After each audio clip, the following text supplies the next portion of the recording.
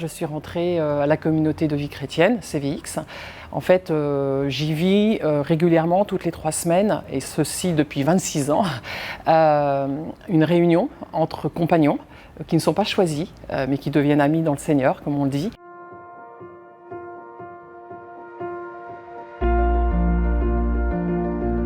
J'ai découvert la spiritualité ignatienne, j'ai envie de dire en infusion douce. J'étais étudiante. J'étais un peu perdue dans mes choix de vie et j'ai rencontré un ancien aumônier étudiant qui était un jésuite et qui m'a orientée sur un groupe qui en fait commençait à relire sa vie à la manière ignatienne. Et puis de fil en aiguille, en douceur, je suis arrivée à CVX. Enfin, j'ai envie de retenir 2 spécificités. La première, ça a été la possibilité d'unifier sa vie. Ne pas mettre à côté de sa vie tout court, sa vie de foi. C'est-à-dire voir le Seigneur au quotidien dans ma vie. Ça, c'est la première spécificité qui m'a emballée, j'ai envie de dire, à CVX. Et puis la deuxième que je retiens dans mes démarrages, en tout cas, c'est l'apprentissage de la prière avec les méthodes d'Ignace qui m'allaient parfaitement bien, se mettre dans la scène. En fait, la parole est devenue proche. Voilà, grâce à, j'ai envie de dire, à des petites techniques basées sur les sens. Et ben ça m'allait très bien. Il y a 2 choses très concrètes qui se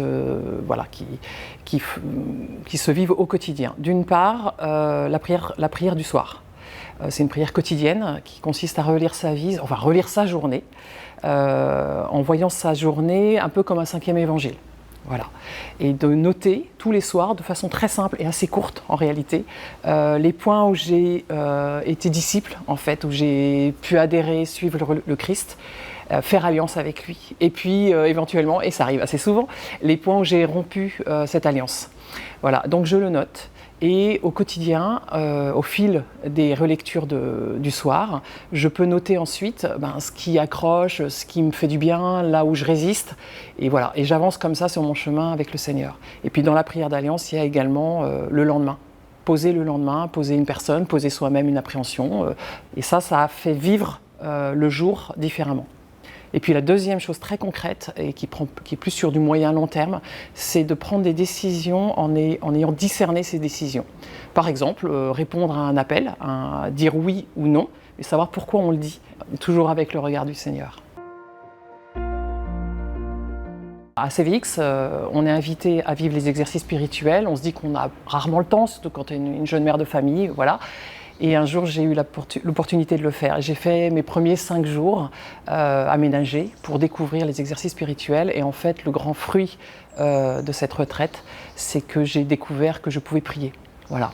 Et que je savais prier et que je pouvais continuer à prier. Et ça a été comme une respiration. Alors louer, révérer, servir, c'est au début des exercices spirituels dans les principes et fondements. En fait, je n'aurais pas choisi cette phrase il y a encore 2 mois. Je l'ai choisie parce que j'ai pu la méditer cet été dans ma dernière retraite. Et louer, révérer, servir, c'est d'abord le Seigneur qui loue, qui révère, c'est-à-dire qui respecte dans la juste distance et qui nous sert. Et moi, eh bien, en digne disciple, je veux louer, je veux révérer et le Seigneur et l'autre, c'est-à-dire en restant à la bonne distance, sans emprise, sans confusion. Et puis derrière, dans le mouvement, je veux servir. Et pour bien servir, il faut être toujours dans la louange et vérifier qu'on est dans la bonne distance. Sinon, le service, il n'est pas bon.